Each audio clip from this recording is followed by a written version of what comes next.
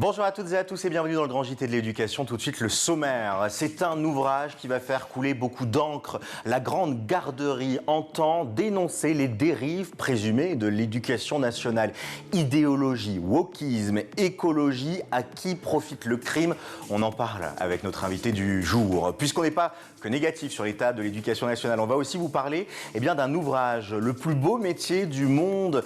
C'est notre invité qui nous en parlera en seconde partie d'émission. Et puis, vous retrouverez Malika Ménard dans Souvenir d'écolier, toujours avec le talentueux Ryan Sachs pour la suite de votre interview. Mais tout de suite, un rapide point sur l'actualité du jour avec Guillaume Buan. Guillaume, bonjour. Bonjour à toutes et à tous. On débute avec cet important incendie qui a eu lieu hier dans l'école de commerce HEC Paris, sans faire de victimes. Le feu a pris effectivement aux alentours de 20h sur le campus de 800 mètres carrés à Jouy-en-Josas dans les Yvelines, obligeant l'évacuation de quelques 150 personnes d'un bâtiment. Plus de 60 pompiers ont réussi à circonscrire l'incendie en début de nuit. Néanmoins, les flammes se sont propagées sur près de 500 mètres carrés à l'intérieur. C'est notamment l'amphithéâtre qui a été fortement touché. Au moment de l'incendie, d'ailleurs, Jacques Attali était en conférence pour cette rentrée lorsque la direction de l'établissement a fait irruption pour le stopper. Les étudiants sont restés calmes. Il n'y a pas eu de mouvement de panique, raconte Éric Personnet, le directeur général adjoint de HEC. C'est le principal pour lui. Les dégâts pour l'heure ne sont que matériels. Il était au micro de France Info. Ça a été confirmé par les pompiers après avoir complètement maîtrisé le feu. Et c'est normal puisqu'il n'y avait pas d'événement à ce moment-là. Et également, les bâtiments d'études qui sont accolés à ce grand amphi n'ont pas été affectés par le feu. Éric Ponsonnet, donc le directeur de HEC. L'incendie, on l'a dit, n'a pas fait de victimes, heureusement. On continue avec ce constat adressé par l'Association nationale des étudiants en médecine de France. 42% des étudiants hospitaliers ont déjà pensé à arrêter leurs études pour des raisons financières. Oui, face à l'inflation générale, l'ANMF alerte dans son dernier rapport sur la précarité financière des étudiants en médecine. L'association qui estime le coût de cette rentrée d'ailleurs à plus de 4 400 € pour les étudiants qui entrent dans le deuxième cycle des études médicales. On évoque là une hausse de 8,15% par rapport à la rentrée dernière. Selon toujours le syndicat, un étudiant en médecine et hospitalier sur deux a déjà été à découvert bancaire cette année. Des difficultés financières qui forcent également 55% des étudiants à ne pas manger à leur faim. Un indicateur qui est là aussi en hausse de 12 points par rapport à 2019. Une situation qui entraîne aussi une certaine anxiété chez les étudiants. 58% des sondés affirment être anxieux. Alors en conclusion de tout cela aussi, 64,7% des étudiants en médecine ne recommandent pas leurs propres études. De ce fait, l'Association nationale des étudiants en médecine de France appelle donc à des mesures d'urgence. Elle réclame notamment une revalorisation salariale des étudiants, notamment lors des gardes de nuit. Actuellement, entre la 4e et la 6e année de médecine, les revenus des apprentis médecins oscillent entre 270 et 400 € bruts par mois. L'association qui plaide également pour une meilleure indemnité kilométrique pendant les stages ou encore au versement des bourses pendant l'été.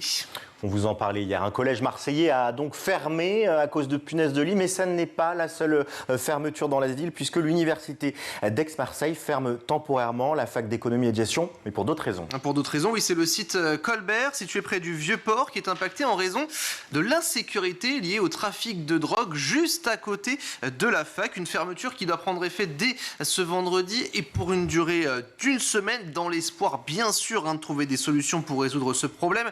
Un sentiment d'insécurité malgré plusieurs alertes lancées par les étudiants. Écoutez Yann Solterman, étudiant en droit dans l'université. Il est président local de l'Uni, également le syndicat étudiant de droite. C'était chez nos confrères de RMC. Nous, on considère que c'est absolument pas une bonne nouvelle. Ça fait des années qu'on alerte sur l'insécurité qu'il y a aux alentours du site. Ça passe par l'installation de migrants depuis des années qui a donné lieu à des rixes juste devant le site de l'université. Et aujourd'hui, des points de deal quotidiens à n'importe quelle heure de la journée qui vont du début de la journée, là où les étudiants rentrent en cours, jusqu'à la fin de la journée. Et malheureusement, ce climat-là fait que le personnel, les étudiants et les professeurs ne sont plus en sécurité pour aller sur ce site de l'université. Le président local donc de l'Uni, Jens Soltermann, et puis à noter qu'Éric Berton, le président d'Aix-Marseille, a également envoyé une lettre là, à la fois au préfet, à la préfète de police des Bouches-du-Rhône, mais aussi au maire de Marseille pour les informer de la fermeture du lieu. Quelques 1500 étudiants, une cinquantaine de personnels qui fréquentent cette antenne ont dû quitter les lieux. Les cours qui seront toutefois assurés en distanciel et les personnels pour certains seront redéployés, voire mis en télétravail. Donc d'autres causes que les punaises de lit. Mais les punaises de lit, elles ont entraîné la fermeture d'écoles et de crous, mais à Villefranche-sur-Saône, c'est l'inverse. On réouvre certaines écoles. C'est une bonne nouvelle, malgré tout. Après cette lutte très difficile, les mots du maire, notamment infestés par ces petites bêtes à 2 reprises. C'est l'école Albert Camus qui va rouvrir ses portes à l'issue d'une ultime désinfestation. Le maire de la commune qui assure que la ville va rester vigilante face à la prolifération de ces nuisibles, car pour cette école, c'est quand même la 2e fois. Le 19 septembre dernier, elle avait dû fermer ses portes pendant 3 jours. Puis rebelote 10 jours plus tard, le 29 septembre, un système d'accueil et d'enseignement en distanciel avait été mis en place, mais aussi des bâtiments annexes pour les parents qui ne pouvaient tout simplement pas garder leurs enfants. Pour terminer, Guillaume, on va parler d'une nouvelle étude dévoilée par l'UFC Que Choisir et qui montre que faire garder son enfant peut relever pour certains d'un vrai parcours du combattant. Oui, surtout quand il n'y a pas cette place pour les enfants. L'association de consommation alerte sur une offre insuffisante et surtout mal répartie des principaux modes de garde des jeunes enfants en France, les crèches, les assistants maternels. Par exemple, en 2020, il n'y avait que 1 300 000 places disponibles pour environ 2 millions d'enfants âgés de moins de 3 ans. Autrement dit, 4 enfants sur 10 ne pouvaient pas être accueillis. Alors si l'UFC Que Choisir reconnaît qu'une partie des parents a fait le choix de garder leurs enfants, le manque de place en crèche ou encore d'assistants maternels est subi pour 37% des sondés. Tandis que près de la moitié des parents a un recours, on le connaît tous, c'est les grands-parents. Merci beaucoup Guillaume pour ce tour de l'actualité.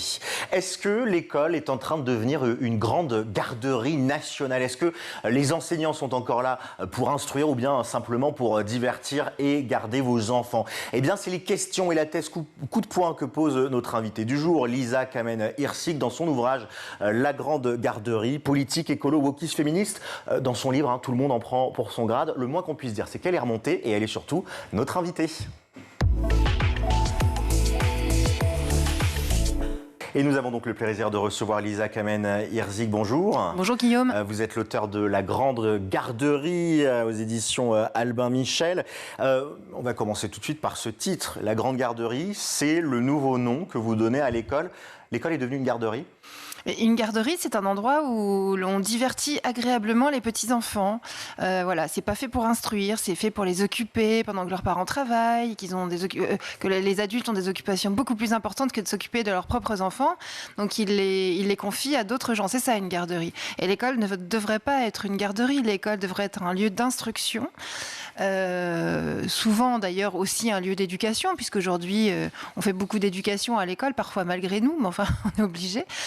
Et voilà, je déplore dès le titre que l'école soit aujourd'hui plutôt un endroit, effectivement, où on divertisse les enfants plutôt qu'on les instruise. Qu'est-ce que vous entendez derrière ce terme d'instruction? Qu'est-ce qui a disparu à votre sens? Alors, dans instruction, moi, j'entends quelque chose qui est du ressort presque physique de la colonne vertébrale qu'on donne à un enfant lorsqu'il est tout petit. Cette colonne vertébrale, c'est sa langue, son histoire, sa géographie. Quand je dis sa géographie, la géographie de son pays, pourquoi pas la géographie de l'Europe, puisqu'aujourd'hui on vit en Europe, mais enfin voilà, qu'on lui apprenne sa langue, son patrimoine, qu'on lui donne l'héritage auquel il a droit. Nous possédons cet héritage, nous nous exprimons dans un bon français, nous avons la possibilité d'apprendre d'autres langues parce que nous connaissons bien la nôtre, nous avons la possibilité de comprendre d'autres cultures parce que nous connaissons bien la nôtre, et je pense que c'est cette ossature qu'on ne donne plus aux enfants, et dans le mot instruction, il y a cette idée un peu presque physique de donner une solidité aux enfants, un socle sur lequel ils pourront s'appuyer pour apprendre d'autres choses plus tard. Vous êtes vous-même, je ne sais même plus si je l'ai dit en introduction, professeur des écoles depuis une vingtaine d'années. Oui. Vous avez vu une dégradation justement de ce lien aux élèves, du programme. Est-ce que vous savez quantifier un petit peu ce qui s'est passé? Alors quantifier, c'est difficile. En revanche, ce que j'ai vu de très près, c'est une dégradation liée, à mon avis, à l'hyper-fréquentation des écrans. Et ça va même jusqu'à dégrader la relation que les parents ont avec les enseignants. Quand j'étais jeune enseignante, j'ai jamais été jeune enseignante puisque j'ai commencé à enseigner à 30 ans, mais quand j'étais nouvellement enseignante, on va dire, les parents me saluaient devant la grille de l'école. Bonjour madame, avez-vous passé un bon week-end? Comment vont vos enfants, etc. Aujourd'hui, quand on arrive devant une grille d'école, les parents sont vissés sur leur téléphone.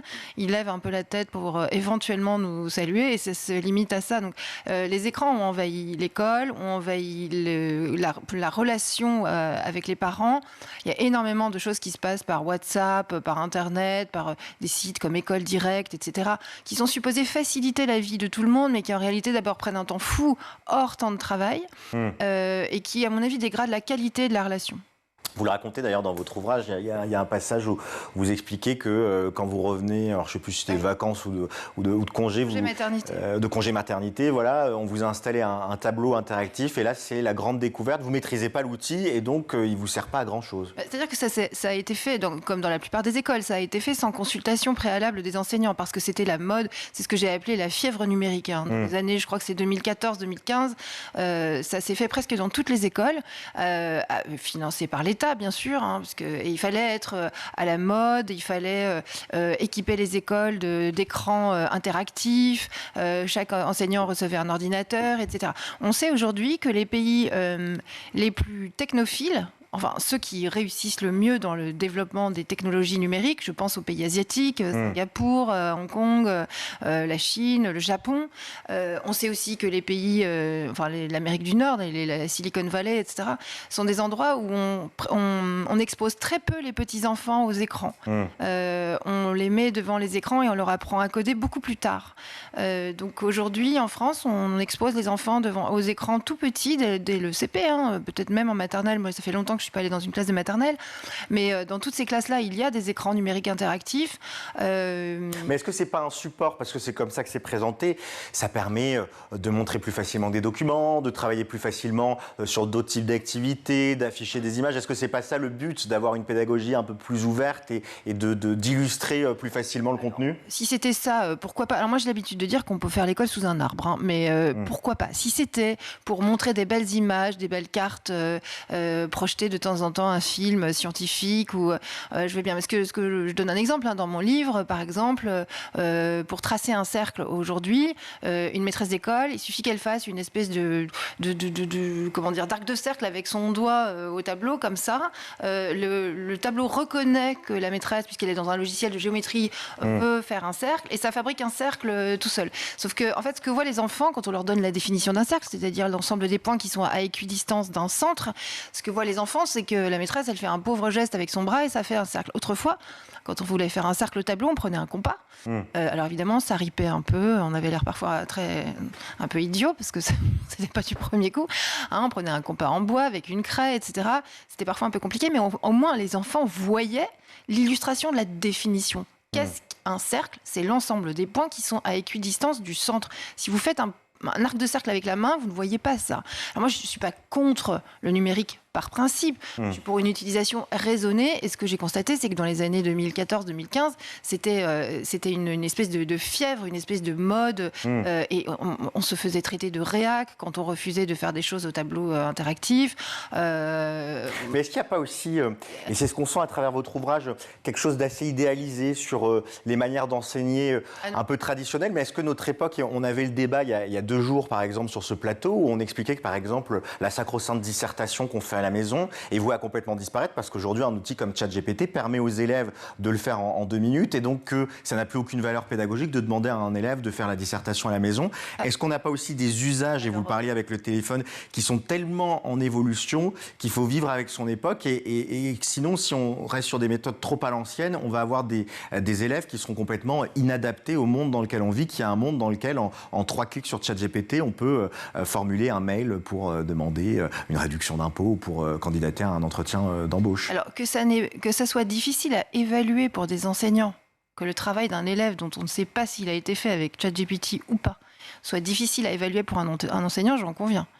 Que ça n'ait pas de valeur pédagogique de faire réfléchir un élève sans support à un sujet quel qu'il soit, un sujet philosophique, un sujet littéraire, sans support autre que éventuellement un dictionnaire, une encyclopédie, un Becherel pour corriger ses fautes de grammaire et de conjugaison, là, je veux bien en discuter parce que, à mon avis, le fait de savoir soi-même ranger dans sa tête, hiérarchiser des idées, les reformuler, chercher dans sa mémoire ce qu'on a comme référence littéraire, chercher dans sa mémoire ce qu'on a comme référence philosophique, ce que ça questionne en nous, finalement, ce que la question posée questionne en nous-mêmes et pas ce que la question posée questionne sur Internet. C'est quand même complètement différent. Il y a quand même quelque chose... on insulte l'intelligence des élèves quand on leur dit qu'ils sont incapables de faire le travail autrement qu'avec ChatGPT. Je pense qu'ils en sont tout à fait capables. Je pense qu'il faut peut-être penser à d'autres manières d'évaluer. Il faut peut-être aussi les prévenir que finalement ça les rend crétins d'utiliser Internet en permanence. Ils n'ont pas envie de devenir crétins.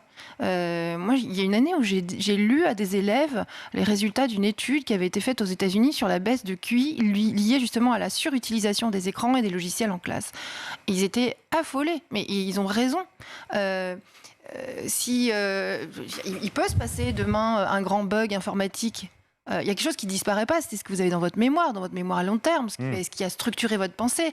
Il y a des choses, par exemple, pour l'instant, on ne remet pas en question le fait d'apprendre les tables de multiplication par cœur.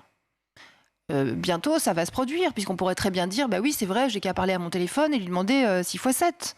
Mais le problème, c'est que cette première mémoire qu'on se fabrique quand on est enfant, c'est celle qui structure ensuite toutes les autres mémoires, la mémoire de travail, celle qui permet ensuite de travailler même avec ses mains, parce qu'on a la tête libre de plein de choses. On ne recalcule pas les tables de multiplication à chaque fois.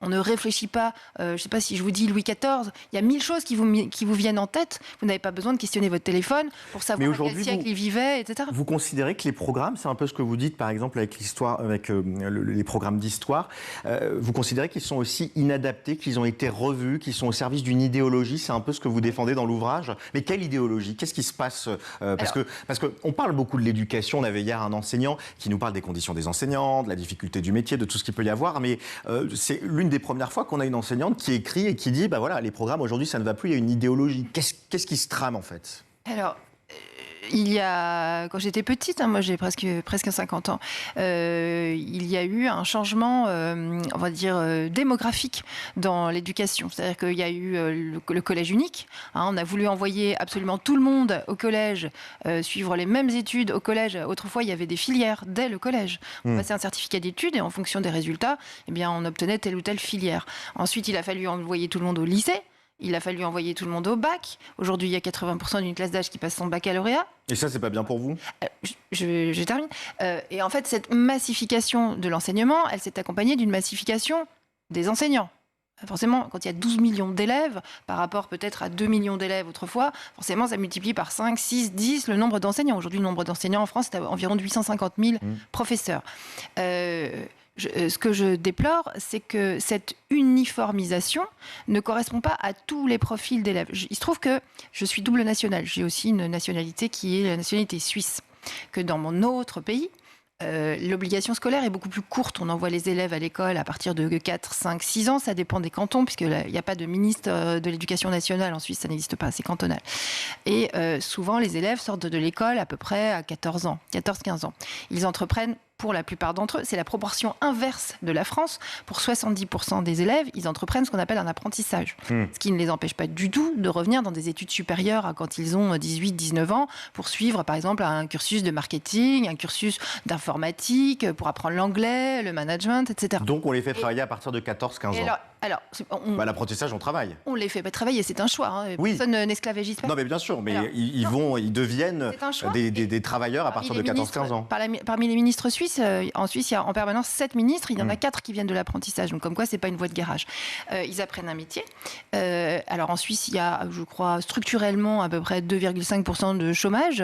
C'est le pays du monde où il y a le plus de brevets déposés par habitant. évidemment pas en valeur absolue, puisque nous ne sommes que 9 millions d'habitants en Suisse, donc on ne dépasse pas les États-Unis en valeur absolue de brevet, mais enfin, par habitant, on est largement au-dessus du quota américain.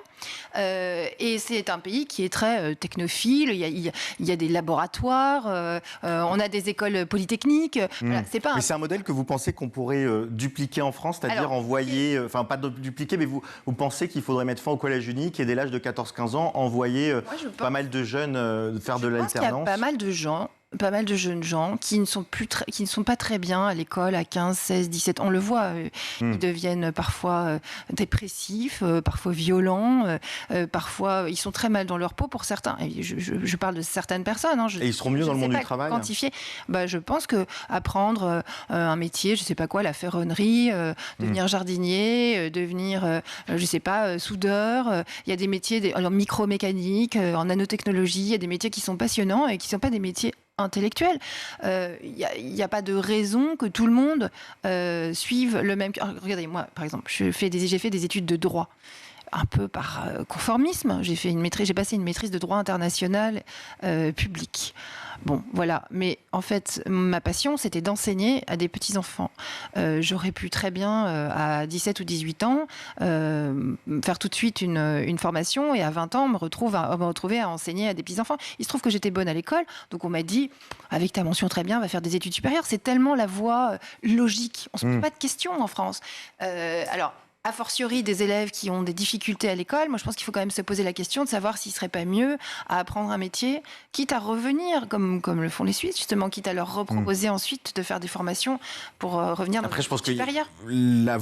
C'est un débat qui est très intéressant, mais je pense que même en termes de niveau de vie, de salaire, les métiers manuels en France et les métiers manuels en Suisse n'ont pas le même niveau de revenu, c'est pas le même statut social. C'est-à-dire que est-ce qu'on ne prend pas le risque aussi d'envoyer, parce que c'est un peu le serpent qui se mord la queue, il y a des élèves qui ont des difficultés, mais est-ce que c'est des difficultés parce qu'ils sont inadaptés à l'école ou c'est des difficultés parce que le modèle qu'ils ont en face n'est pas forcément propice, parce qu'on envoie des enseignants qui ne sont pas forcément motivés. Donc il y a un schéma un peu d'échec scolaire et des gens qui étaient en échec au collège peuvent se révéler par la suite et faire des plus longues carrières. Est-ce que c'est pas envoyé dans des voies qu'on appelle voies de garage? Justement, en Suisse, ce ne sont pas des voies de garage. Oui, mais en France, c'est différent. Et je vais vous dire un truc, quand vous dites que les métiers manuels sont mieux rémunérés en Suisse, tous les métiers sont mieux rémunérés en Suisse. Pourquoi? Parce que c'est un pays prospère. Pourquoi? Parce qu'il y a peu de chômage.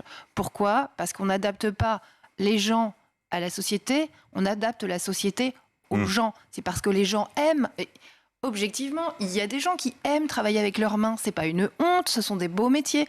Je connais des tas de gens qui ont des métiers manuels, qui en sont fiers.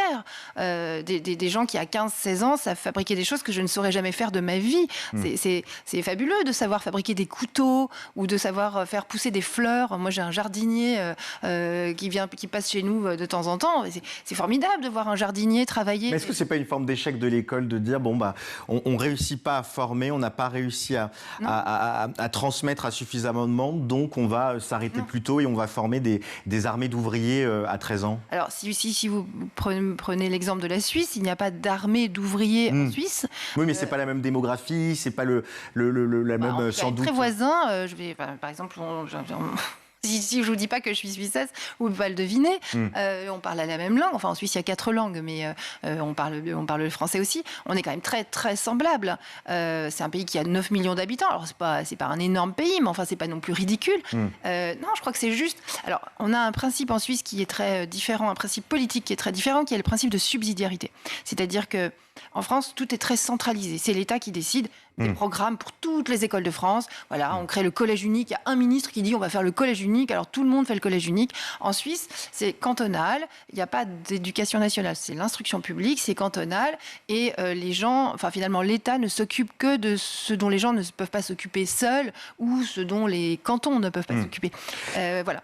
Une autre question qu'on se pose, parce que je parlais dans ma précédente question, c'est cette question de l'idéologie au sein des programmes, l'idéologie au sein de ce qui est donné. Vous donnez plusieurs exemples. Vous parliez par exemple de l'écologie. Oui. Et vous expliquez que l'école et les programmes sont faits pour rendre les jeunes éco-anxieux, qu'on est là pour leur faire peur. Vous parlez aussi de la question LGBT. Et là, vous dites que l'école est là pour former des para-LGBT. Qu'est-ce qui ne va pas, selon vous, dans l'idéologie? Et surtout, Qui distille cette idéologie que vous voyez dans les programmes? En fait, je crois que l'enfer est pavé de bonnes intentions. C'est-à-dire qu'au départ, on se dit, voilà, on constate qu'il y a des problèmes de pollution, alors il faudrait éduquer les enfants pour qu'ils ils prennent conscience de ces problèmes-là. Donc, ça, pourquoi pas? Mais moi, je pense que le meilleur moyen de résoudre les problèmes de pollution, c'est d'abord de faire de la science. Oui, c'est ce que vous dites d'ailleurs. Vous dites que la science est utilisée à des fins politiques. Moi, je trouve ça très bien qu'on enseigne à des enfants comment fonctionne, par exemple, une centrale nucléaire, une centrale à charbon, quelles sont les alternatives, etc. Si c'était ça, les cours d'écologie, moi, je trouverais ça formidable. Le problème, c'est que les cours d'écologie, là, j'ai vu, là, en début d'année scolaire, des élèves de collège qui étaient, moi, je dis réquisitionnés, je ne sais pas comment dire autrement, 3 heures dans la semaine pour le World Challenge, je ne sais pas quoi, d'écologie. Ils devaient aller ramasser des déchets. Ils sont pas... C'est pas bien ça de ramasser des déchets pendant le temps scolaire? Non, je sais pas, je vous pose la question. Ils savent pas lire, ils savent pas écrire, on leur enseigne plus la littérature. Je voyais sur... c'est bien, c'est des métiers manuels, c'est pratique d'aller ramasser des déchets, c'est ce que vous voulez, non? Moi, je veux pas que tout le monde devienne éboueur. Je voyais sur votre écran... Donc c'est que c'est pas si bien que ça, les métiers manuels. Je voyais sur votre écran tout à l'heure qu'on était de nouveau épinglés pour le niveau de mathématiques des élèves au collège. On est avant-dernier de l'OCDE, enfin, c'est lamentable. Mais en même temps, l'OCDE, dans son dernier rapport, a dit qu'on est, paradoxalement, et c'est tout le paradoxe, qu'on est le pays où on met le plus d'heures sur ces enseignements fondamentaux. Oui, mais alors, il faut voir comment c'est fait. Parce que, en fait, le problème aussi, c'est que les enseignants qui sont aujourd'hui devant les élèves ont eux-mêmes été enseignés avec des programmes qui sont très discutables. Moi, je vois arriver dans le métier, voire sont déjà installés dans le métier, un certain nombre d'enseignants qui ne maîtrisent pas leur propre grammaire, qui ne savent pas trouver le complément d'objet direct d'un verbe, qui ne savent pas accorder le participe passé quand il y a l'auxiliaire avoir, qui ne savent pas calculer des fractions, qui viennent me voir quand il faut calculer le pourcentage d'absence et de présence à la fin du mois, parce qu'on doit rendre des registres pour dire combien il y avait d'élèves, enfin combien... Non, justement, faire un ratio, qui viennent me voir parce qu'elles ne savent pas calculer un pourcentage. Moi, j'ai des élèves de CM2, je parle à des collègues de CM2. Mais à qui la faute? Parce qu'au fond, c'est la vraie question que je me pose en lisant tous ces constats dans votre ouvrage, puisque vous parlez des 20 ans d'expérience que vous avez eus, mais on a connu des majorités de droite, des majorités de gauche, des majorités tièdes, centristes. Bon, Blanquer, on ne va pas dire que c'était le plus woke des ministres de l'Éducation nationale. Il était loin d'être woke. Il parlait de l'islamo-gauchisme, il avait des prises de parole assez tranchées. Dans la circulaire Blanquer sur la transsexualité, il y a quand même une mention qui dit qu'un élève peut demander à se faire appeler d'un prénom de fille s'il est un garçon et inversement, sans que les parents soient prévenus. Que si l'enseignant pense que ça met l'élève en danger de prévenir les parents, elle a le droit de l'envoyer voir un psychologue scolaire sans prévenir les parents. Je trouve ça limite. Moi, j'ai 2 fils. Ça me ferait quand même assez bizarre que mon petit Mathieu se fasse appeler Caroline à l'école et que je ne sois pas au courant. Voilà. Et ça, c'est dans la circulaire Blanquer qui date de 2019. Oui, mais il y a des familles où ça passe pas. C'est leur droit. Si le petit Mathieu, il se fait appeler Caroline, en fait, c'est leur droit. C'est-à-dire que les premiers éducateurs des enfants, c'est les parents, c'est pas l'école. L'État n'est pas le parent des enfants. L'État, c'est l'État. Il doit rester à sa place d'État. C'est-à-dire rester à la place de celui qui nous protège, qui nous permet de vivre en sécurité, mais il ne doit pas se substituer à l'éducation des parents. Enfin, il me semble. Sinon, c'est du maoïsme. En fait, ça existait dans l'histoire du monde. Ou alors, il y a eu pire. Le Troisième Reich prenait les petits-enfants, les mettait dans des... Mais ça, en fait, c'est pas ce qu'on veut. Ce qu'on veut, c'est que l'État reste à sa place, qu'il instruise. Les parents s'occupent d'éduquer. C'est ça le rôle des parents. Mais il y a bien des familles où on tait ce genre de choses et où on vit dans une identité cachée et ça coûte 80 € par semaine pendant 10 ans pour travailler sur tous les troubles parce qu'on n'a pas jamais pu explorer son identité quand on était plus jeune. D'accord, donc on va, parce qu'il y a des familles dans lesquelles ça se passe comme ça, on va créer une circulaire qui concerne toutes les écoles, tous les enseignants, tous les enfants, parce qu'il y a des familles dans lesquelles il y a des problèmes. Mais c'est ce que fait l'État en permanence d'ailleurs. On vous met des dodanes qui font 1,50 m dans les villages parce qu'une fois, il y a un type qui est passé à 100 à l'heure et qui a ramassé quelqu'un. On peut fonctionner comme ça très longtemps, mais le problème, c'est qu'effectivement, on est dans un pays où les Français en redemandent. Ils redemandent plus d'État. Ils redemandent l'État de nounou. Voilà. Moi, je veux bien, on peut continuer comme ça, mais on va se retrouver avec des gens, et c'est le cas aujourd'hui, qui se dépossèdent eux-mêmes du droit d'éduquer leurs enfants. Ils envoient leurs enfants dans des écoles, ils ne demandent pas ce qu'on y fait. Moi, j'ai vu ça pendant le confinement. Comme tout le monde, j'ai fait l'école à distance à des élèves que je ne voyais pas. Et les parents ne me demandaient pas ce qu'ils allaient faire, est-ce qu'ils allaient pouvoir finir le programme, etc. Ce qu'ils me demandaient, c'est de les occuper. Et vous verrez jamais des parents défiler dans la rue parce que les profs sont mauvais. Vous verrez des parents défiler dans la rue parce que les profs sont absents. Vous pouvez enseigner l'orthographe n'importe comment, ne pas enseigner l'orthographe d'ailleurs. Vous verrez jamais des parents hurler et lever des pancartes en disant c'est n'importe quoi, on n'enseigne plus l'orthographe à nos enfants. En revanche, s'il manque des enseignants dans les classes, là, les parents descendent dans la rue. Lisa Kamen-Hirsig, Emmanuel Macron vous appelle demain, vous êtes nommée ministre de l'Éducation nationale. Alors je vous force à accepter, puisqu'on est comme dans une salle de classe sur ce plateau télé, on n'est pas en démocratie, puisque vous dites que l'école n'est pas un lieu pour la démocratie, donc voilà, on n'est pas en démocratie. Oui, mais moi je suis pas dans une salle de classe. C'est ma salle de classe, c'est la SCAS School. Vous êtes nommé ministre de l'Éducation nationale. Quelles sont les premières mesures que vous mettez en place justement pour sortir de ce cercle vicieux que vous décrivez ? Alors la première mesure, et ce n'est pas une mesure politique, c'est une mesure technique, c'est une mesure de réforme du financement de l'éducation nationale. Je pense qu'il faut restituer aux parents le choix de l'école dans laquelle ils veulent scolariser leurs enfants. Donc fin de la carte scolaire. Ah bah évidemment, ça c'est sûr, c'est la base. Avec le risque de créer peut-être des ghettos, des écoles où personne ne voudra aller. Non, justement. Par exemple, un élève d'école primaire, en gros, c'est officiel, c'est sur le site de l'Éducation nationale, ça coûte 7 000 € par an à l'État. D'accord, c'est de l'argent qui est payé par les impôts des Français.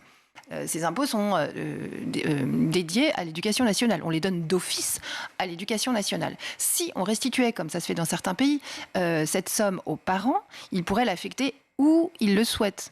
Par exemple, dans une école privée, mais aussi, pourquoi pas, dans une école publique, ou pourquoi pas, dans une école privée hors contrat. Enfin, peu importe, ils pourraient faire l'école à la maison. Avec 7 000 €, on peut acheter des ordinateurs, acheter un piano, organiser, je sais pas quoi, un voyage en Angleterre pour apprendre l'anglais, bref, peu importe. Avec 7 000 €, on peut faire beaucoup de choses. On peut notamment faire fonctionner des écoles, des nouvelles écoles. Des écoles qui se créeraient forcément, puisqu'il y aurait la possibilité de les financer. Aujourd'hui, qui peut s'offrir les écoles privées? Les riches. Et c'est pour ça qu'on dit les écoles privées, c'est pour les riches. Mais pour que les écoles privées soient pour tout le monde, il faut restituer cet argent à tout le monde. Que Madame Trucmuche, avec ses 4 enfants qui vit en banlieue, ait, avec 4 fois 7, c'est-à-dire 28 000 €, la possibilité de scolariser le numéro 1 dans une école où on fait du sport la moitié de la journée parce qu'il adore ça, le numéro 2 dans une école pour Mais dans sa HPI. banlieue, vous pensez que l'offre sera présente ? Mais je pense, mais c'est déjà le cas en fait. Et ce qui se passe aujourd'hui, qui est très réconfortant, finalement, c'est que même sans ça, il existe des écoles qui proposent des alternatives, notamment pour les enfants qui sont en échec scolaire ou pour les enfants harcelés, qui sont des écoles qui vivent sans argent public, qui vivent souvent de mécénat, qui vivent de fondations. Et ces écoles-là vivraient bien mieux si effectivement on pouvait leur de redonner aux parents le choix de ce financement. Donc ma première réforme serait une réforme surtout pas politique. Ce serait une réforme technique fiscale, si vous voulez. Et la deuxième, elle serait sans doute de revoir la formation des enseignants. Pourquoi ? Pour plus d'heures de formation ? Plus, pas forcément. D'ailleurs, ce serait la même chose. C'est-à-dire que moi, ce que je proposerais bien, c'est que les enseignants, les gens qui veulent devenir enseignants, aient le choix de se former où ils le souhaitent, dans une école publique ou privée. Si un institut privé me propose une meilleure formation pour devenir une meilleure maîtresse d'école, et qu'avec ça, j'ai plus facilement mon concours, mais pourquoi pas ? Pourquoi vous restez dans l'éducation nationale? Pourquoi vous continuez à enseigner? Parce que j'aime ça, j'adore mes élèves, j'aime enseigner, j'adore. C'est ma passion. J'ai changé de métier à presque 30 ans. Je travaillais dans la publicité. J'aimais bien la publicité, ça m'amusait beaucoup, mais j'ai changé de métier parce que je crois que c'était mon rêve de petite fille et que je l'ai réalisé tardivement, mais je l'ai réalisé quand même. J'ai réussi mon concours et je tiens à rester enseignante. J'adore mes élèves, j'adore enseigner. Et vous gardez votre liberté, puisque je crois que l'un des fondements dans le Code de l'éducation, on verra bien si je me fais virer après ce livre. Pour l'instant, j'en sais c'est le risque d'ailleurs. Vous n'avez pas eu de retour pour l'instant. Je sais que l'assistant de Monsieur Attal a bien reçu le livre. Je le lui ai envoyé. Moi, je ne me cache pas de ce que je dis. Je peux argumenter chaque point de ce que j'ai écrit. Je sais exactement pourquoi j'ai écrit ce livre. Donc, Et vous gardez quand même chaque jour une liberté pédagogique, puisque moi, ça a toujours été, je ne sais pas si c'est une idée reçue, mais moi, ce qu'on m'a toujours dit, c'est il y a les programmes, il y a ce qu'il faut faire, mais l'enseignant est maître de sa méthode pédagogique, de ce qu'il veut faire. Vous le gardez, ou bien le système des inspections dont vous parlez vient mettre son nez et vient un peu contraindre les enseignants? Ça dépend beaucoup des établissements, ça dépend beaucoup du message qu'on reçoit aussi du chef d'établissement. Et puis, je crois qu'après, chacun d'entre nous a une plus ou moins grande capacité à défendre son point de vue, à argumenter. Ce qu'il faut faire, moi, si j'avais un conseil à donner aux jeunes enseignants qui veulent enseigner en toute liberté, c'est que chaque chose que l'on fait dans une classe, il faut savoir pourquoi on l'a fait. Et quand l'inspecteur vient, il faut pouvoir argumenter. Voilà. Moi, je sais que j'ai dû argumenter, par exemple, sur le fait que je ne présentais pas de livres de littérature contemporaine jeunesse, ce qu'on appelle la littérature contemporaine jeunesse. Harry Potter, notamment, que vous étriez largement. Alors moi, j'aime beaucoup l'écrivain. J.K. Rowling. Ouais, j'aime beaucoup cette dame parce qu'elle a été très courageuse vis-à-vis de gens qui ont voulu la faire taire parce qu'elle avait dit qu'un garçon c'était un garçon, une fille c'était une fille. Enfin, bref, j'aime beaucoup cette dame. Je n'ai absolument rien contre Harry Potter. Ce que je déplore, c'est qu'on fasse lire Harry Potter à la place d'autres choses dans les classes et que je ne suis pas très cher payée, mais enfin je suis quand même trop cher payée pour faire lire quelque chose à mes élèves que de toute façon ils lisent tout seuls à la maison. Mais ils le lisent peut-être pas. Et c'est peut-être une porte d'entrée pour la littérature. Si, alors ça se discute parce qu'en fait Harry Potter c'est conçu comme un feuilleton. C'est pas conçu comme le Comte de Monte Cristo. Hein. Quand on sait lire Harry Potter, c'est pas pour ça qu'on sait lire Les Misérables en fait. C'est vraiment conçu comme un feuilleton. D'ailleurs, ça a été très facilement adapté en film, à la télévision. Moi, c'est mon premier souvenir de la classe de CP. J'ai rien retenu de la classe de CP, si ce n'est qu'on était allé voir Harry Potter au cinéma et c'était formidable. Oui, alors c'est pas parce qu'on lit Harry Potter qu'on lit Victor Hugo derrière. Mais j'ai absolument rien contre Harry Potter. Ce que je dis, c'est que après il y a autre chose, c'est qu'il y a des classes Harry Potter où on Harry Potterise tout. Et moi, si on m'avait fait ce coup-là, mais c'est pareil, si on m'avait tout schtroumpfé. Ou Pokémon, il y a des classes Pokémon. Pokémonisé. Je pense que j'en aurais été malade. C'est-à-dire que tous les matins, pendant un an, vous arrivez dans une classe où il y a des citrouilles, des chapeaux, des baguettes magiques. Un enfant a besoin. Sympa. On envoie des sorts. C'est sympa 2 semaines. C'est pas sympa pendant un an. Je pense que les enfants ont besoin. Ils aiment pas qu'on les prenne pour des idiots. Hein. Les enfants, ils savent qu'ils sont là pour apprendre à lire, à écrire. Ils en redemandent. Ils aiment être instruits. Ils aiment la connaissance. Ils aiment le savoir. Ils jubilent quand on leur apprend quelque chose. On voit la jubilation dans les yeux d'un enfant. Et donc, c'est ça que vous voulez continuer à faire et en tout cas transmettre à travers cet ouvrage le plaisir de la jubilation. La Grande Garderie aux éditions Albin Michel, c'est disponible et ça se lit très bien, c'est intéressant et c'est un peu à contre-courant de ce qu'on entend beaucoup. Merci beaucoup Lisa Kamenier d'être venue sur le plateau du Grand JT de l'Éducation. On va marquer une courte pause et on revient juste après.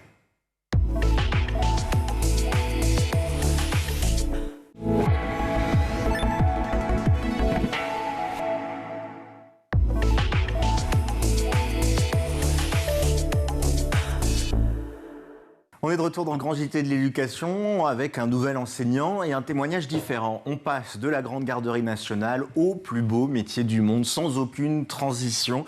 Bonjour Dominique Reich. Bonjour. Merci beaucoup d'être avec nous. Vous êtes professeur de français et d'histoire-géographie depuis plus de 30 ans dans les quartiers nord de Marseille, en lycée professionnel. Et vous publiez donc cet ouvrage qui est quoi? Qui est une bande dessinée, un ouvrage graphique, comment on dit On dit roman graphique, mais moi j'aime bien dire bande dessinée. Une bande dessinée qui raconte votre quotidien, ce que vous vivez, la relation avec les élèves, la vie aussi dans ces quartiers nord. On sort vraiment des idées reçues, des idées préconçues pour avoir un témoignage, votre témoignage. Qu'est-ce qui vous a donné envie d'abord d'écrire et de travailler sur ce roman graphique, sur cette BD? Évidemment, c'est bête à dire, mais c'est mes élèves. Ce sont mes élèves en fait qui adorent qu'on parle d'eux. J'ai fait pas mal de bouquins avant. J'étais dans une autre maison d'édition, chez Flammarion. Et là, je suis passé donc chez Vibert. Et on a eu envie de mettre en fait en image toutes les histoires que j'avais encore en tête, que j'avais pas encore racontées dans mes bouquins. Et c'est sûr que l'image, ça passe bien parce que c'est facile à lire. Et puis les élèves se reconnaissent, donc ils adorent ça. Vous aviez aussi envie de peut-être sortir des préjugés, puisque quand on dit quartier nord de Marseille, on imagine insécurité, violence. Et pourtant, ce que vous montrez, c'est que une salle de classe, ça reste une salle de classe. Hein. Oui, alors c'est vrai qu'il y a des règles, un règlement, il y a des choses qui sont à suivre. Il n'y a pas que des choses drôles. Alors c'est vrai qu'il y a pas mal de choses, on peut rigoler, mais il y a aussi des événements même gravissimes, des accidents volontaires de voitures, des choses qui sont parfois un peu... Oui, ça montre quand même que les élèves peuvent être turbulents. Par contre, c'est vrai qu'en classe, on pourrait dire qu'on est dans une zone de droit. Hein, on ne fait pas n'importe quoi, mais on est entouré par une zone de non-droit. qui est un peu le quartier, qui est elle-même cette zone, dans une zone de droit qu'est la France. Mais nous, on doit en fait traverser cette zone de non-droit pour venir travailler, et on est un peu entouré, c'est vrai, par une situation, enfin c'est un peu bizarre autour du bahut. Mais dans ce lycée, il y a quand même un règlement, des règles, on ne fait pas n'importe quoi. C'est un choix que vous avez de continuer à enseigner dans ce lycée, puisqu'en général, on sait que les lycées comme ça, en zone urbaine sensible, ou les lycées, alors l'appellation change à chaque fois, c'est des lycées où on commence sa carrière et dont on s'échappe assez rapidement. Les équipes pédagogiques sont souvent jeunes. Vous avez fait le choix de rester, vous, dans cet établissement? Oui, j'ai fait le choix de rester. En fait, j'étais surveillant. En fait, je suis tombé dans... c'est un peu comme Obélix, je suis tombé dedans quand j'étais petit. L'école, ça m'a toujours passionné. Mon père était instituteur. Donc, j'ai appris à marcher entre les tables. À 5-6 ans, je trempais mes doigts dans les encriers. Et c'est un peu toute ma vie. Et mon père était instituteur. Donc, voilà. J'ai voulu un peu suivre ce chemin. Puis je ne suis pas sorti du chemin. Maintenant, le fait de travailler dans un quartier difficile, entre guillemets, c'était un choix parce que j'étais pion pour me payer mes études. Mon père n'était plus là, par contre, à cette époque-là. Et pour me payer mes études, j'étais surveillant et j'ai vu un peu ce qui se passait en lycée classique, en collège et en lycée professionnel. Et j'ai trouvé que ça me correspondait assez bien parce que les rapports humains sont francs et directs. Les équipes pédagogiques sont très, très soudées parce que finalement, quand c'est un peu difficile en classe, entre professeurs, il faut qu'on se serre les coudes. Bien sûr. On avait une enseignante juste avant vous, Lisa Kamenierzi, qui était présente et qui dit qu'aujourd'hui, on a un effondrement du niveau des élèves, des exigences qui sont demandées, que en gros les élèves ne savent plus écrire, qu'il faut les envoyer dès l'âge de 14 ans, mettre fin au collège unique et les envoyer à l'usine ou dans des métiers manuels. Est-ce que vous partagez cette vision? Alors pas forcément, je remets le contexte, mais est-ce que pour vous, le niveau s'est dégradé et il faut réfléchir à les envoyer plus tôt dans le monde professionnel, ou est-ce que pour vous, la manière dont fonctionne aujourd'hui le collège unique et les voies professionnelles à partir du lycée, c'est satisfaisant? En fait, le niveau, que le niveau baisse, c'est indéniable, mais c'est en fait très compliqué parce que, par exemple, j'ai pas mal d'élèves, moi, qui sont primo-arrivants, par exemple des immigrés clandestins qui ont traversé l'Afrique dans des conditions épouvantables, la Méditerranée, etc., qui viennent ici. Et donc, pour beaucoup d'entre eux, pour certains, ils n'ont jamais été à l'école. Donc c'est vrai que là, il faut tout réapprendre. Il faut apprendre à lire, à écrire, à travailler. Donc là, c'est pas facile. Donc le niveau, évidemment, en général, on va dire, baisse, évidemment. Mais enfin, ils sont là, eux, pour apprendre. Mais que ce soit pire qu'avant, je crois pas.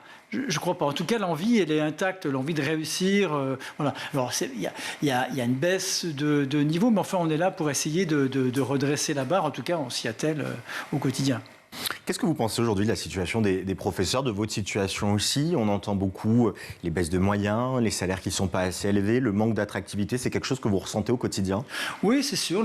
Alors, la baisse de salaire, évidemment, ça c'est évident. Mais le manque d'intérêt, je dirais même le fait que les gens que le métier soit un peu décrié, parce que c'est un petit peu le cas. Voilà, aujourd'hui, on dit ouais, c'est pas. Je m'en moque un petit peu. Franchement, ça m'intéresse pas trop. Le fait que la profession soit mal vue entre guillemets, c'est pas très grave. Ce qui est important, c'est de continuer encore une fois, de s'atteler à la tâche et de rien lâcher, quoi. Parce que il y a des situations qui sont très très riches. Et mes élèves, par exemple, que j'envoie en stage à droite à gauche dans les entreprises, souvent les chefs d'entreprise me disent alors lui, là, ils reviennent quand ils veulent. En particulier, par exemple, pour ces primo-arrivants qui arrivent du bout du monde, qui ont une revanche à prendre sur la vie.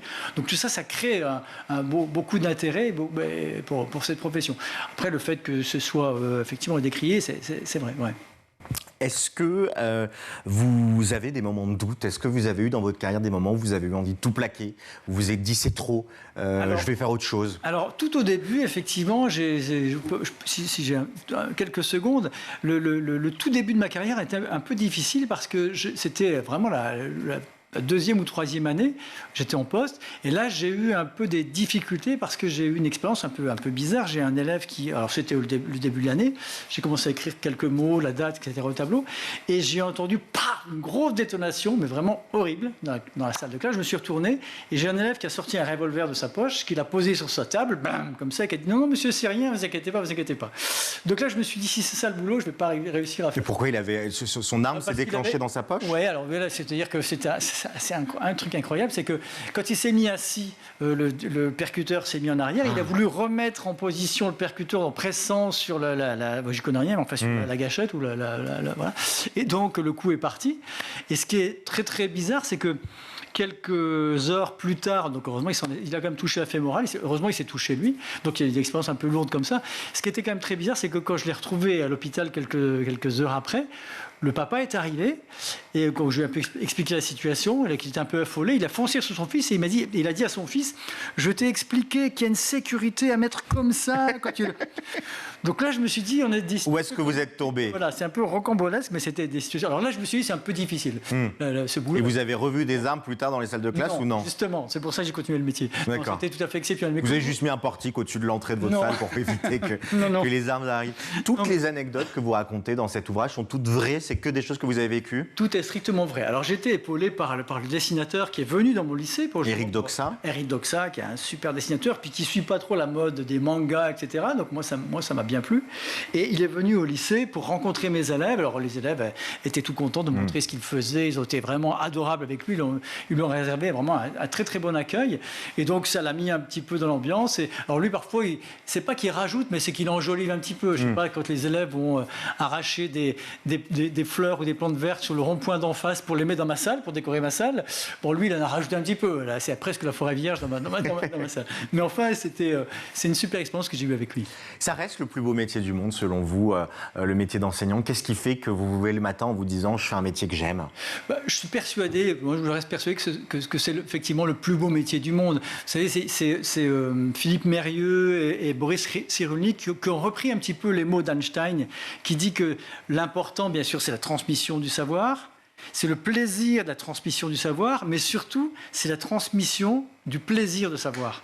Et ça, c'est le plus important. Quand on arrive à faire comprendre à des élèves qui ne sont pas forcément persuadés de ça, que l'important, c'est le plaisir de connaître, le plaisir d'apprendre, là, on a tout gagné. Et c'est tout à fait possible. C'est un métier que vous recommandez quand vous avez des jeunes qui vous écrivent, qui vous disent « j'ai envie de devenir enseignant », vous dites banco, fonce, ou alors vous dites réfléchis, va voir ce que c'est une salle de classe, puisqu'il y a aussi peut-être, en général, ceux qui deviennent professeurs, c'est des gens qui ont eu un bon souvenir du monde de l'éducation, qui étaient souvent bons élèves et qui ont peut-être une vision un petit peu édulcorée. Quand ils arrivent sur le terrain, c'est pas aussi rose que quand ils étaient jeunes. Non, c'est pas aussi rose parce qu'il y a des expériences, effectivement, des aventures un peu quotidiennes. Mais moi, oui, je le recommande, mais je dirais juste qu'il faut faire attention à ce qu'on veut faire. Est-ce qu'on veut travailler en collège ou en lycée, c'est pas la même chose, ou en lycée professionnel, c'est complètement différent, dans un quartier défavorisé ou pas. Donc il y a quand même, il y a prof et prof, si vous voulez. Donc, mais si on choisit bien sa branche, il y a moyen de faire des choses vraiment intéressantes. Et je dis, le quotidien est extraordinaire. Une des dernières choses qui me sont arrivées, c'est un élève ça peut paraître bizarre, mais pour vous dire que c'est un métier qui est quand même assez riche et toujours inattendu. Un élève est rentré dans ma salle à 8h02, 8h03, il est un petit peu en retard, les bras en l'air, et il a crié devant tout le monde « Ça y est, je suis plus puceau ». Donc je dis, comment on réagit par rapport à ça? Enfin, ça paraît incroyable. Et il dit ça, ils n'ont aucun filtre. Surtout, et comment vous réagissez, vous, quand vous entendez ça? Alors quand j'entends ça, je rigole avec tout le monde, ce qui est normal, mais attention, je suis le professeur. Ça veut dire que il y a un lien sacré à maintenir. Voilà. Si on rit, si on donne la permission de rire pendant 2 heures, pas 2 heures, pendant 2 minutes, c'est pour pouvoir avoir après le silence pour travailler. Voilà. Si on serre trop les boulons dès le début, je dirais presque ça aux jeunes professeurs, il faut faire attention. Il faut une certaine largesse. Enfin, je ne dis pas qu'il faut évidemment du laisser aller, mais il faut permettre certaines choses pour après dire maintenant c'est fini. Par contre, il n'y a plus de questions, il n'y a plus de bruit, maintenant on travaille. Alors c'est marrant parce qu'il y a certains enseignants pour qui c'est l'inverse. C'est la technique du mois de décembre. Ils disent du début de l'année au mois de décembre, il ne faut jamais sourire. Oui. Et on se permet le premier sourire à partir du mois de décembre. Ouais, non, je le fais un peu avant. Vous, c'est avant. Bon, après, j'ai un peu de bouteille. Hein, voilà, c'est pas ma première rentrée. Donc, au début, c'est vrai. C'est vrai que quand on est jeune professeur, il ne vaut mieux pas trop sourire. Mais par contre, il faut être... Je dis toujours qu'il faut être gentil et sévère. Et d'ailleurs, les élèves me disent souvent, monsieur, on n'arrive pas à savoir si vous êtes gentil ou méchant. Et ben vous moi, dites ça, c'est gagné. Et ben voilà.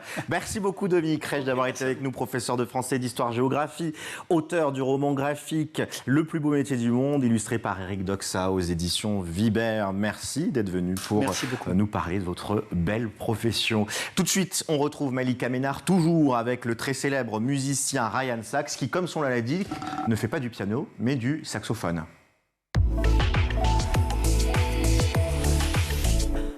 Est-ce que pour toi, quand tu penses à ta scolarité, c'est un bon souvenir? Oui, c'est un bon souvenir, en général.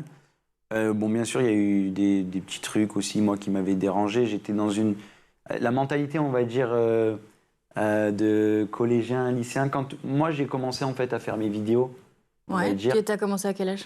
Moi, j'ai commencé en 3e, donc je pourrais pas te dire l'âge. D'accord, ouais, comme ça. 14-15 ans. Mais 3e, seconde, j'ai commencé à faire mes vidéos. Et ouais, il y avait forcément en fait quand tu T'exposes. ouais, quand tu t'exposes, tu fais un truc en fait nouveau Ouais. que les gens ils ont pas l'habitude. Quand tu sors du rang un peu. Ouais, quand tu sors des normes, et ben forcément bon, tu vas être peut-être critiqué, ou les gens en fait qui seront peut-être pas capables de faire ce que toi tu fais vont essayer de te ramener à leur niveau sans être péjoratif, mais voilà, moi ça a été un peu... Donc c'était quoi, des moqueries? Ouais, c'était des moqueries, mais au contraire, c'est des choses en vrai de vrai qui m'ont forgé de ouf. Et ça m'a permis aussi d'avoir plus confiance en moi. Parce qu'au début, j'avais pas confiance en moi. Et là, j'ai confiance en moi, tu vois. Est-ce que tu as un souvenir précis d'écolier scolaire comme ça qui te vient en tête? Un moment à nous partager?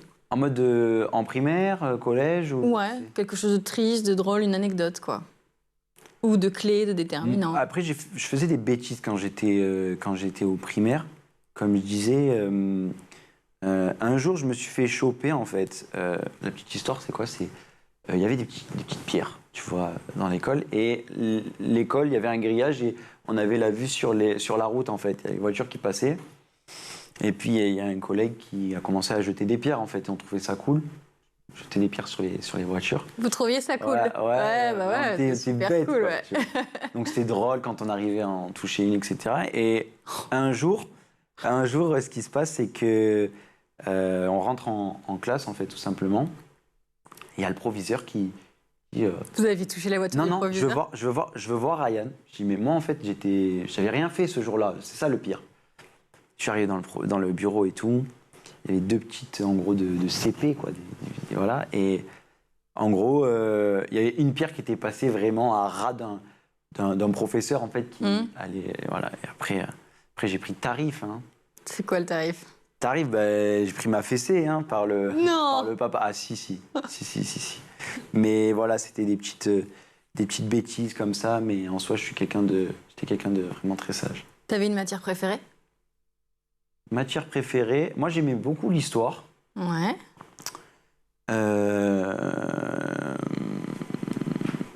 J'aimais bien l'art plastique en vrai. La fibre artistique? Et sinon... Une matière cauchemar? Une matière cauchemar? C'est pas cauchemar, mais je sais que j'ai eu toujours un peu de mal avec les maths. Maintenant, avec le travail, du coup, ça va beaucoup mieux. Mais ouais, j'ai eu beaucoup de mal avec les maths et j'ai pas su en tout cas, peut-être que c'est les professeurs qui ont pas su me la faire apprécier comme il faut. C'est déjà la fin de ce numéro. On se retrouve demain, toujours en compagnie de Ryan Sachs pour la suite de Souvenirs d'écoliers. Merci beaucoup Malika et à demain. Tout de suite, c'est le meilleur de School TV, c'est le Zap. Oli Maths se distingue quelque part des autres applications d'apprentissage des mathématiques parce qu'il y en a quand même beaucoup, elles sont nombreuses. Dites-nous justement comment vous arrivez à vous différencier. Alors, comme vous le savez, on a déjà créé Oli for Family qui propose l'apprentissage des langues pour les enfants. On s'est basé justement sur notre maîtrise de cette gamification et le fait de pouvoir amuser les enfants pour les amener à apprendre sans s'en rendre compte. Et on a transposé ce modèle dans les mathématiques en intégrant donc un programme de mathématiques qui a été créé donc par Albert Junior, qui fait partie aujourd'hui du même groupe auquel nous appartenons. Et donc, nous avons intégré une partie donc, de leur programme qui a été repris par notre responsable pédagogique pour pouvoir donc être complètement en phase avec tout le programme scolaire qui est appris du CP au CM2 par les enfants en France. Donc, l'idée, c'est de leur permettre à leur rythme de reprendre toutes ces thématiques et de les travailler donc selon leurs envies et surtout en s'amusant. C'est vraiment une des clés de succès, c'est de changer cette vision qui peut être pour certains enfants ennuyeuse et amener en fait à créer de la logique et des automatismes dans l'apprentissage des maths qui est si important pour la future employabilité de nos jeunes.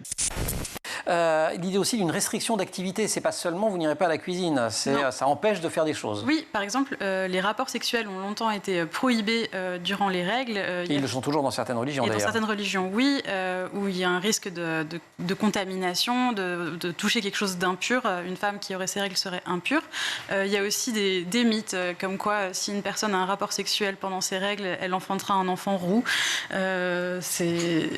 Je ne sais pas si je l'ai mis dans le livre parce que je la trouvais un peu extrême. Enfin, vous l'avez peut-être mise dans le livre, mais elle m'a échappé. Mais elle était un peu extrême, celle-ci. D'accord. Voilà, oui, il y a des mythes vraiment qui vont très loin. On raconte tout ça avec le sourire, c'est pas drôle du tout, parce qu'en fait, ça produit dans la société, dans l'éducation, dans la culture, pour le dire au sens très large du terme, des effets immédiats sur les jeunes filles, au moment, et peut-être même avant d'ailleurs, mais en tout cas au moment où elles ont leurs règles, et ça peut durer très longtemps, qui est un sentiment de honte. Et ça, c'est la première rencontre avec les règles, c'est à la fois un sentiment de, bah tiens, je deviens une femme, et en même temps, j'ai honte.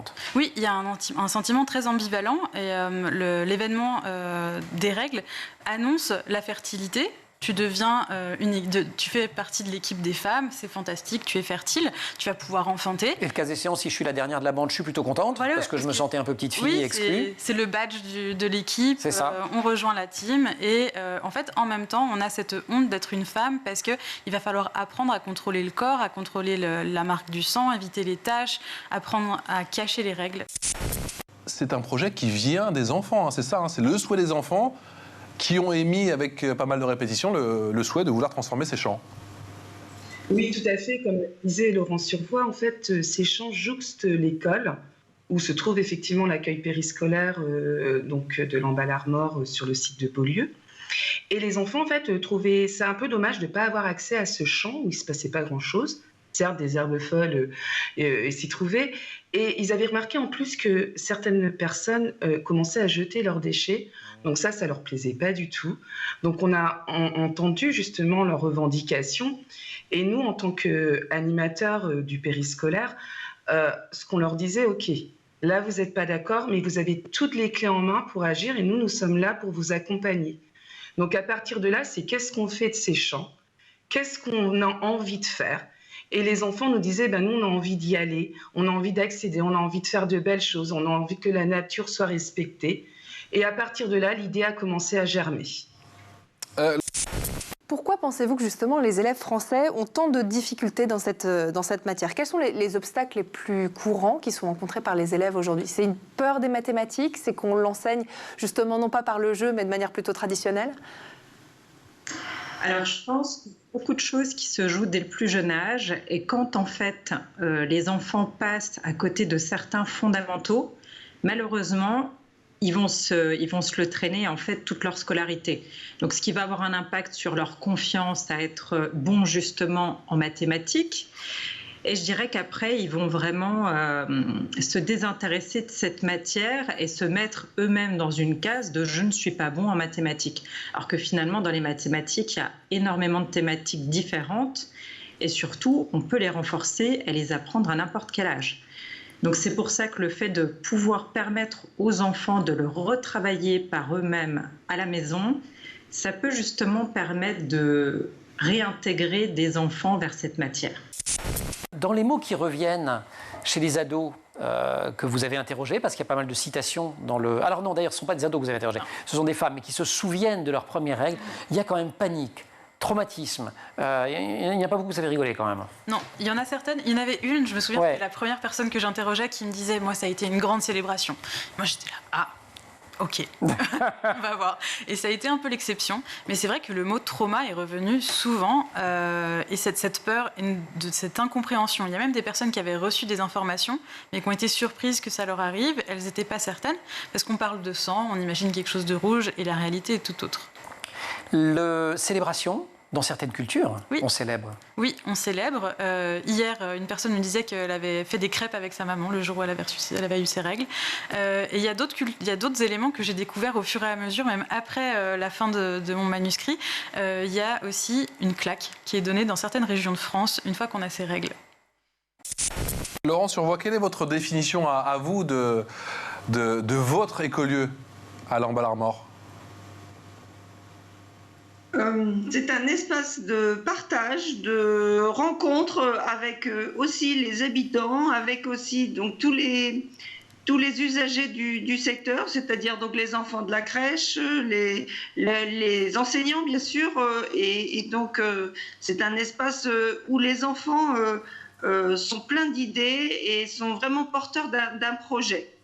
Voilà pour ce Zap. C'est la fin du grand JT de l'éducation. Merci beaucoup de nous avoir suivis. Toujours le canal 217 sur Orange ou 247 pour celles et ceux qui ont Free. Et évidemment, notre site internet schooltv.com. Aujourd'hui, on avait à la réal Xavier Sanchez, au son Alexis Oustabassidis, au maquillage Laure Odemont, Laura Girard et Emma Ferré à la rédaction, Guillaume Buan avec sa cravate Rosie, nous l'avait promis, on l'a eu, qui était aujourd'hui chroniqueur.